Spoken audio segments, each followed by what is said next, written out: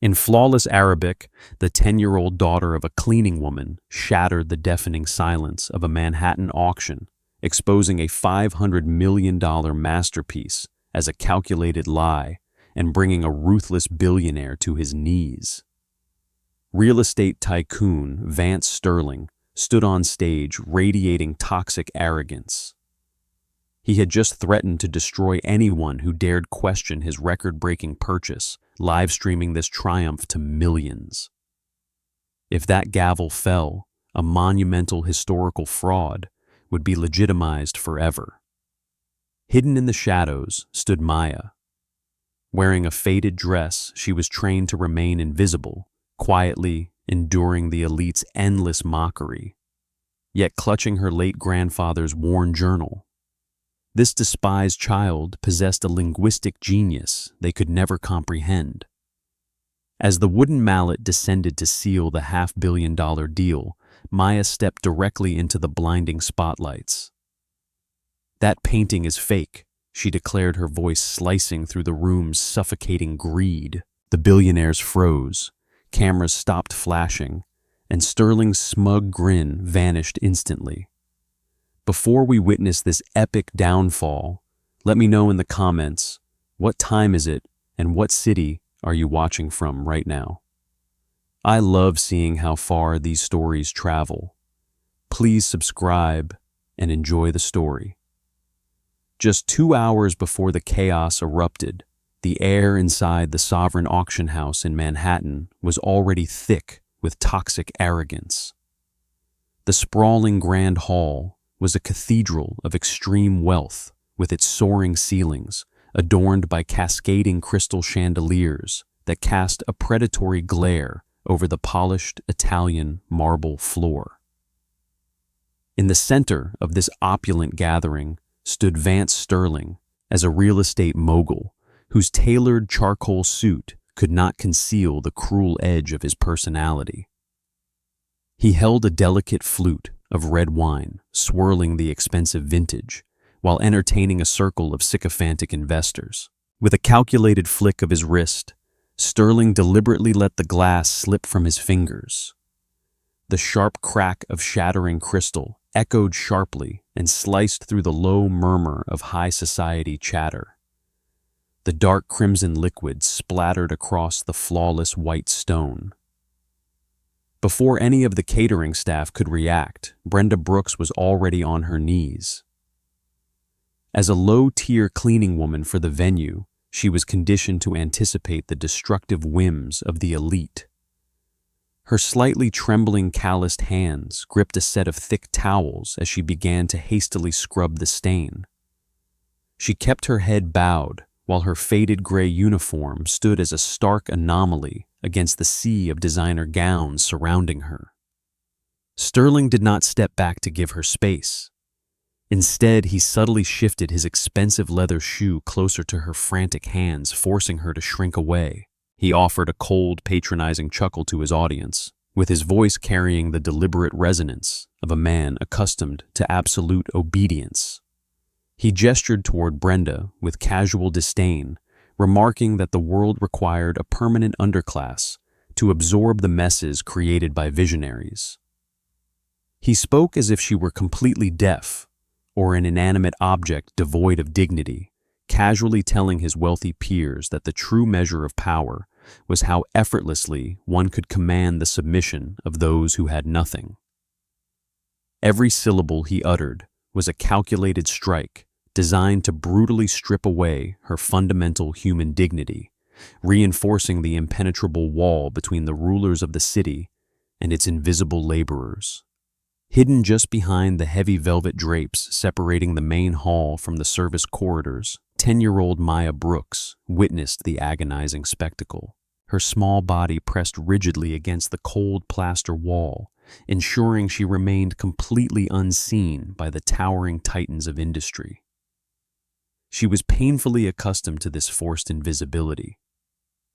However, the sight of her mother humiliated on the floor ignited a searing heat within her chest. Maya bit her lower lip so hard she tasted the faint metallic tang of blood while desperately fighting the instinct to rush out. Her knuckles turned stark white as she clutched a worn, leather-bound notebook tightly to her chest. It was the only physical legacy left behind by her beloved late grandfather, Professor Tariq Hassan, filled with intricate Arabic calligraphy and decades of academic brilliance. Sterling and his peers saw only a pathetic servant wiping their floors, entirely blind to the intellectual titan whose bloodline stood just yards away. As Brenda quietly gathered the shattered glass into a plastic bin, swallowing her pride to keep the job that kept them from homelessness. Maya's tear-filled eyes locked onto Sterling's smug profile. The profound gap between his toxic entitlement and her mother's silent suffering crystallized in the young girl's mind.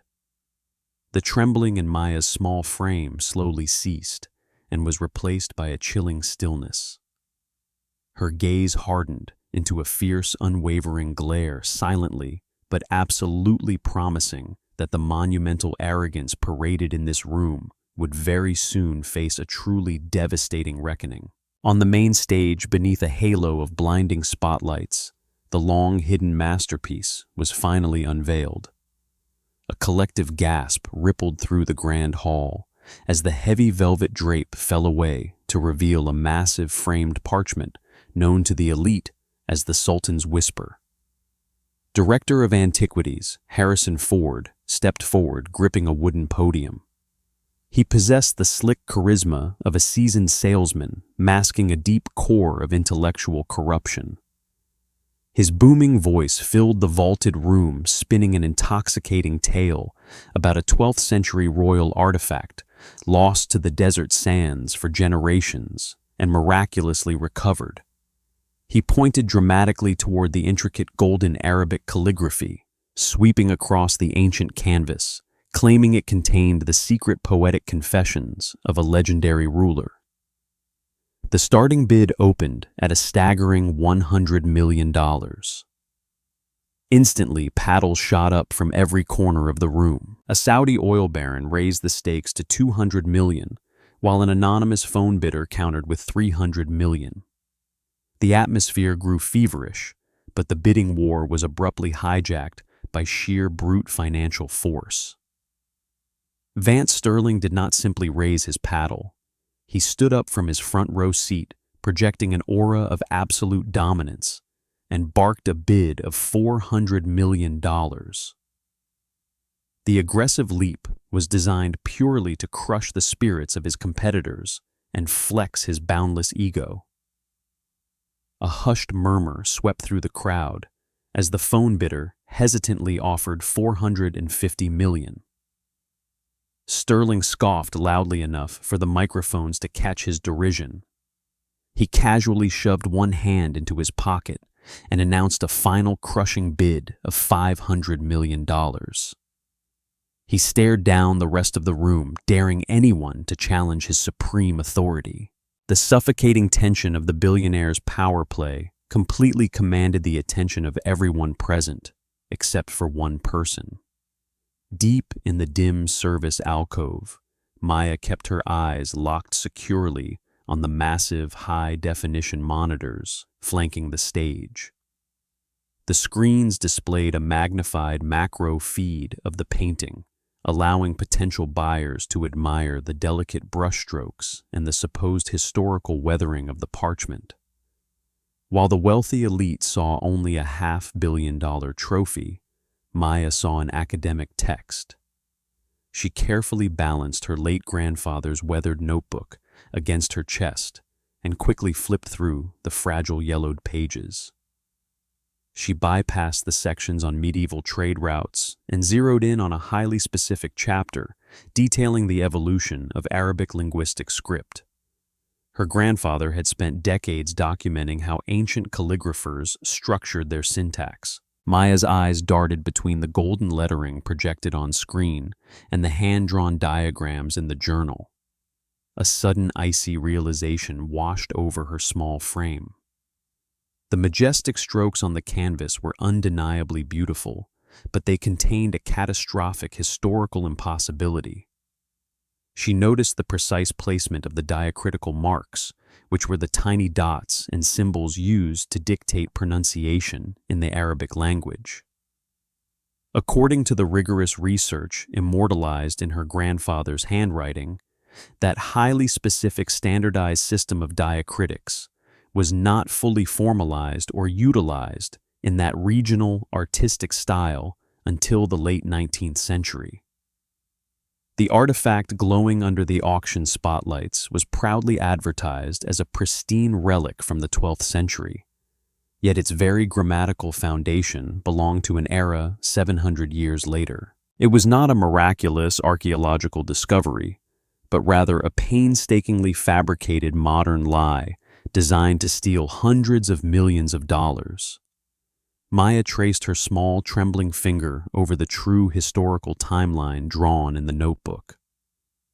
The sheer scale of the deception unfolding merely feet away from her was staggering.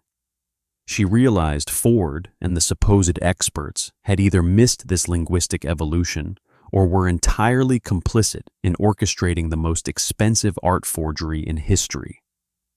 As Sterling stood victorious, soaking in the fearful admiration of his peers, Maya knew that the undeniable truth resting quietly in her hands was powerful enough to shatter his entire artificial empire. The mahogany gavel in the auctioneer's hand hovered in the air, preparing to strike the decisive blow. The entire grand hall held its collective breath, waiting for the sharp crack of wood that would finalize the staggering $500 million transaction. Harrison Ford stood at the podium, practically radiating triumphant greed as he prepared to cement the ultimate historical deception. Deep within the dim service, a profound realization anchored itself inside Maya. She stared at the worn pages of the notebook and understood the catastrophic reality of this impending sale.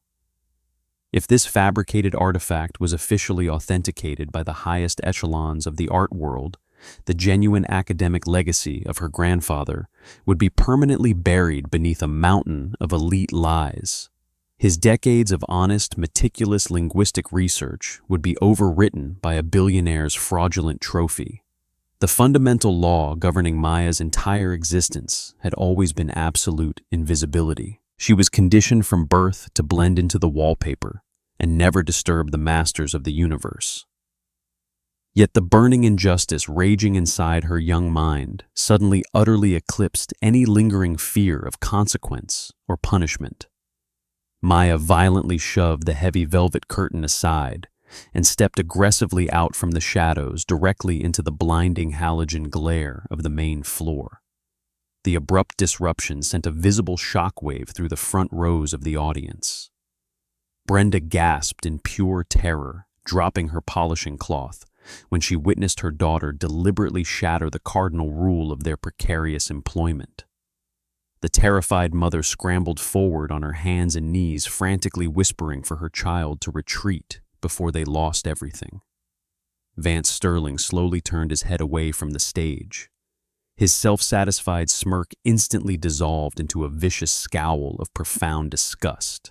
He quickly recognized the faded gray uniform of the venue staff and the ragged thrift store dress of the child, interrupting his globally broadcasted victory.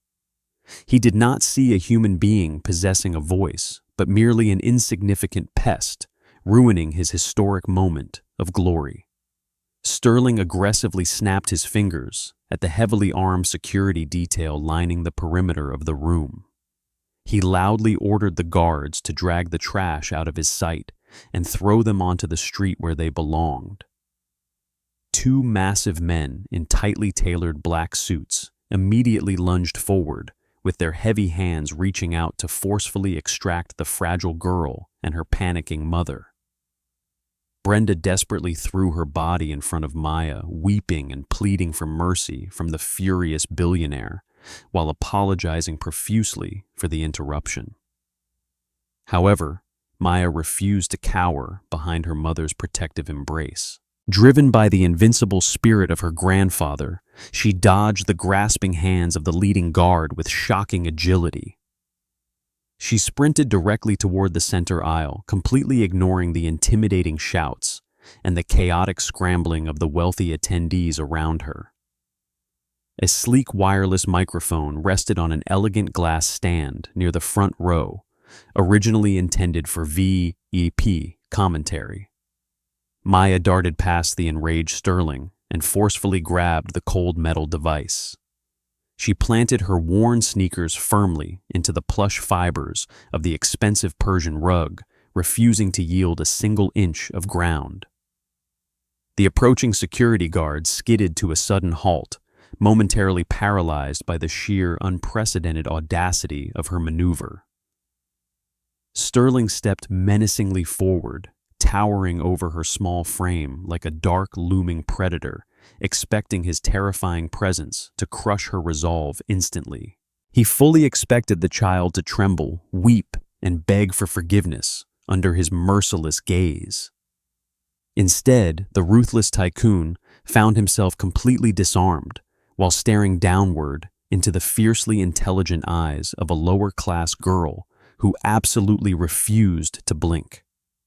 Maya stood perfectly straight, holding the microphone tightly while radiating an undeniable aura of power. The sharp whine from the microphone amplified Maya's voice, shattering the suffocating atmosphere of the room. Before any security guard could silence her, the 10-year-old girl began speaking in absolutely flawless classical Arabic. The complex guttural consonants and poetic cadence flowed from her lips with the practiced authority of a seasoned scholarly expert. She recited the exact passage painted on the canvas behind the auctioneer, directly translating the supposed 12th century royal confession into perfect English. She stated loud and clear that the text spoke of a mighty sultan lamenting the shifting sands of time and the burden of infinite power. The room full of international antiquities appraisers and wealthy collectors fell into a stunned, breathless silence. Even the aggressive foreign bidders lowered their paddles, staring in sheer disbelief at the lower-class child commanding the auction floor. Maya did not pause to absorb their profound shock. She raised her grandfather's weathered notebook and flipped it open to a heavily annotated page displaying highly detailed linguistic diagrams. She addressed the entire crowd, declaring with absolute certainty that the magnificent golden script illuminating the massive canvas was fundamentally impossible. She pointed her steady finger toward the enormous digital screens magnifying the artwork. She meticulously explained that the painted text heavily relied on a highly standardized system of diacritical marks dictating vowel sounds in modern Arabic grammar. She stated firmly that according to the extensive historical research compiled by Professor Tariq Hassan, those precise grammatical rules were not universally formalized until the late 19th century.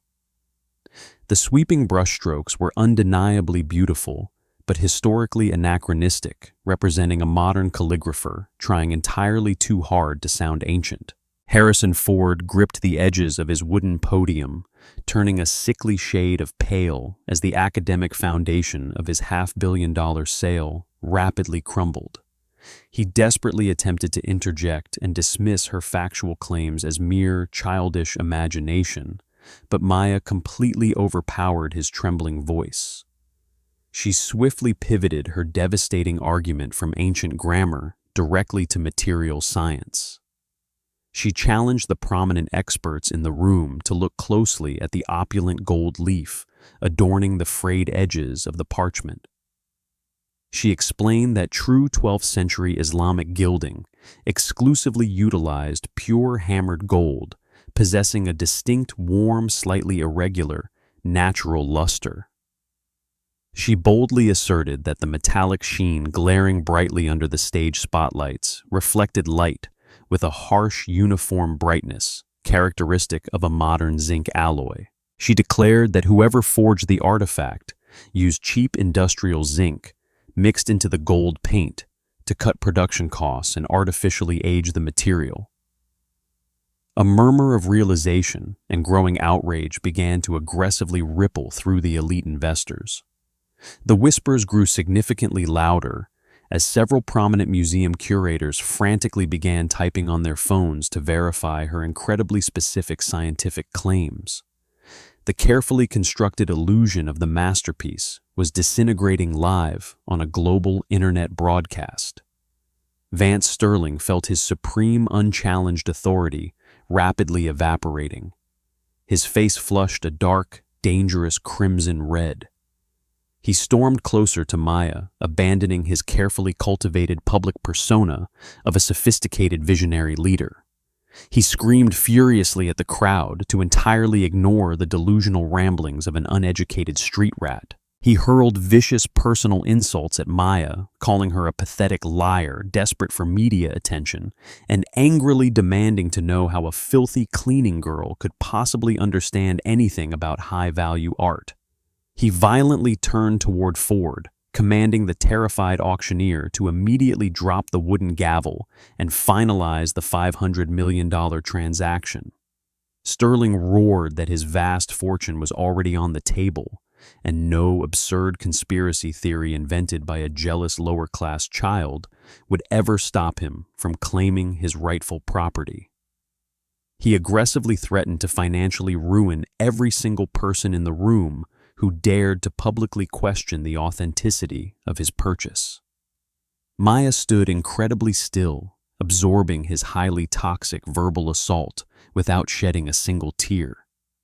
She stared directly into the crazed eyes of the raging billionaire, clutching the leather-bound journal tighter against her chest. She firmly stated directly into the microphone that truth does not bow to wealth, and objective historical facts cannot be purchased by arrogant men.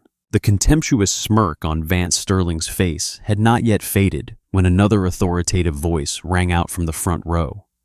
Dr. Evelyn Shaw, a globally renowned independent linguistics expert and a senior board member of the International Antiquities Coalition, who happened to be attending the exclusive event, stepped out of the audience and purposefully ascended the grand stage. She completely ignored the frantic, desperate protests from Harrison Ford and swiftly pulled a high-powered magnifying loupe from her elegant designer handbag. She scrutinized the glowing golden script displayed on the massive digital screens for several agonizing moments before turning to face the heavily crowded room. She spoke clearly into the microphones, confirming with absolute professional certainty that every single scientific and linguistic detail the young girl presented was completely accurate. She stated unequivocally that the specific diacritical marks were indeed anachronistic, and the metallic composition visually matched modern industrial zinc alloys rather than ancient hammered gold. The sudden validation from a highly respected academic titan instantly crushed any remaining skepticism among the elite collectors. The vast hall erupted into chaotic, overlapping murmurs, but Maya was not finished. She firmly gripped her microphone, preparing to deliver the ultimate fatal blow to the entire fraudulent operation. She pointed her small, trembling but resolute finger directly at the profusely sweating auction director, standing frozen behind his mahogany podium. She declared that the specific stylistic errors in the modern Arabic calligraphy were not just random, careless mistakes, but functioned as a highly recognizable artistic fingerprint. She boldly revealed that those exact unnatural curves and disproportionate vowel placements belonged to a notorious black market restorer who operated deep within the international criminal underworld. This elusive forger was not merely a random hired hand, but Harrison Ford's longtime secret associate responsible for dozens of similar fakes. Maya fiercely explained to the completely silent audience that many years ago, Ford conspired with this exact criminal to blatantly steal Professor Tariq Hassan's groundbreaking academic manuscripts right before they could be officially published. They maliciously discredited the brilliant scholar, pushing him into total financial ruin and absolute obscurity. They subsequently utilized his stolen historical data over the following decades to meticulously craft highly profitable counterfeit antiquities to continually deceive the greedy elite art market. The young girl then turned her piercing, unwavering gaze back to the furious billionaire standing aggressively nearby. She fearlessly exposed the true underlying nature of the entire extravagant event happening tonight. She stated clearly that Sterling never actually intended to buy a priceless historical artifact for his personal private art collection. The supposed $500 million bidding war was an elaborate theatrical performance designed exclusively to wash massive amounts of illicit offshore funds. Sterling was essentially paying himself through a complex, untraceable network of anonymous overseas shell companies. He utilized Ford's prestigious auction house to successfully legitimize his dirty money while simultaneously falsely inflating the overall market value of his own fraudulent corporate assets to secure larger bank loans. The shocking revelation instantly transformed the sophisticated high society auction into an active financial crime scene, ensuring that neither man would ever escape justice. The sheer magnitude of the exposed conspiracy sent immediate devastating shockwaves through the venue as wealthy corporate investors hastily backed away from the stage, desperately trying to distance themselves from the radioactive scandal. Ford looked utterly defeated, clutching the podium with visibly trembling hands, while Sterling stood completely paralyzed by the sudden catastrophic destruction of his meticulously planned criminal empire.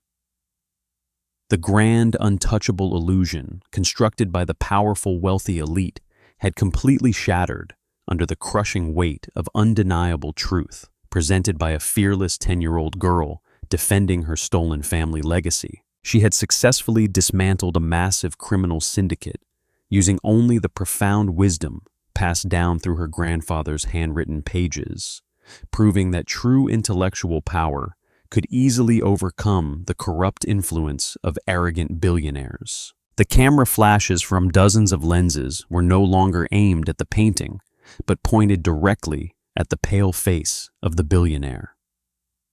The high-definition live stream Vance Sterling had arrogantly established to broadcast his supreme victory to the world instantly transformed into a brutal digital execution. Millions of viewers across the globe who had initially tuned in to witness a historic financial flex were now actively watching the spectacular implosion of a corrupt empire. The live chat scrolling rapidly on the massive screens shifted from awe to merciless mockery as the sheer scale of the financial crime became undeniable public knowledge. The catastrophic consequences materialized within seconds, creating a shockwave that rippled through the financial district. The sleek smartphones of Sterling's elite corporate handlers began buzzing frantically in a synchronized chorus of absolute panic. Major institutional investors and international hedge funds observing the disastrous broadcast immediately initiated massive capital withdrawals, fearing catastrophic association with the blatant international fraud. The stock value of his seemingly invincible real estate conglomerate plummeted drastically in real time, evaporating billions of dollars of artificial wealth before the auction could even officially conclude. The sheer velocity of his corporate collapse was unprecedented in modern Wall Street history. Every single illicit offshore transaction he had meticulously buried was now actively bleeding out into the public domain, ensuring his absolute financial ruin. The suffocating silence of the Grand Hall was violently shattered by the blaring wail of police sirens rapidly approaching the Manhattan venue. A heavily armed tactical unit of federal investigators stormed through the ornate mahogany doors, decisively cutting through the panicked crowd of fleeing socialites and terrified art critics. They marched directly toward the main stage, completely ignoring the screaming billionaire, and focused their immediate attention on the corrupt auction director.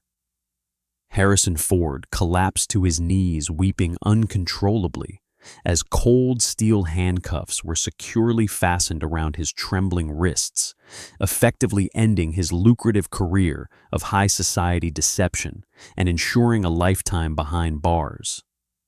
Seeing his co-conspirator dragged away like a common street criminal finally broke Sterling's remaining psychological defenses.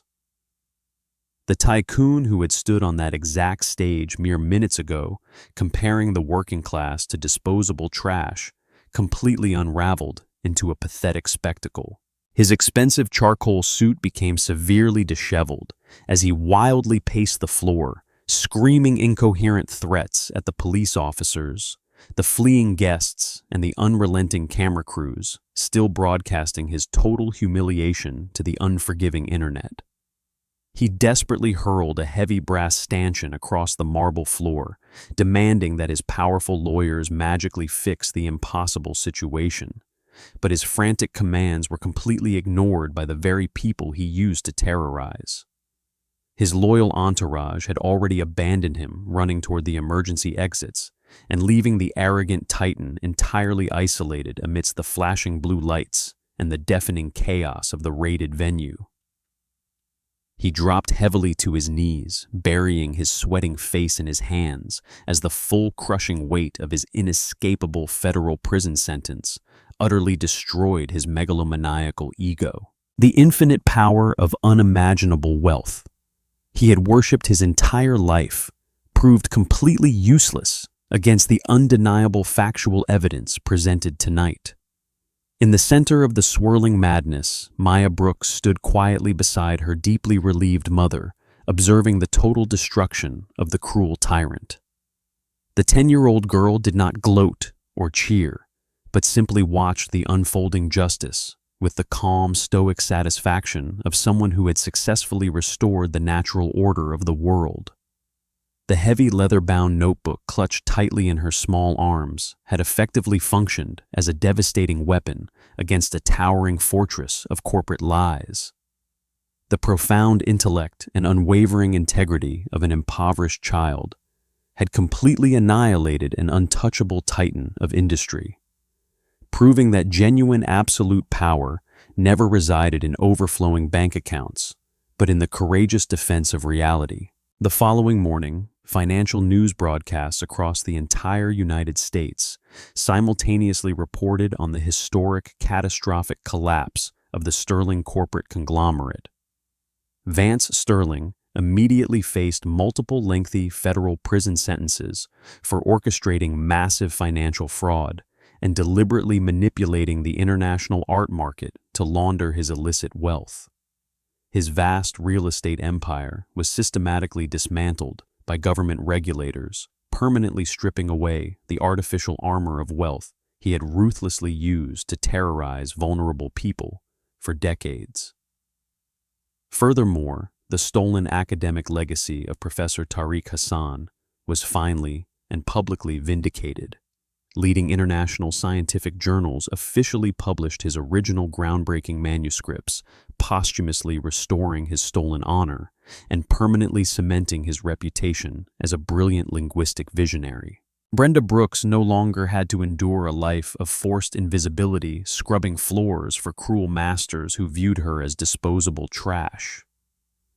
The National Museum formally offered her a highly respected position as their primary archive manager, actively recognizing that her uncompromising honesty and deep moral integrity were vastly more valuable than any prestigious university degree.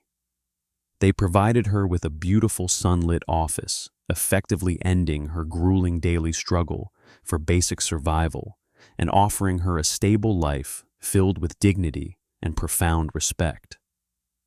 Maya received a highly coveted full academic scholarship to a premier educational institution, guaranteeing that her exceptional intellect would be thoroughly nurtured rather than violently suppressed by the jealous elite.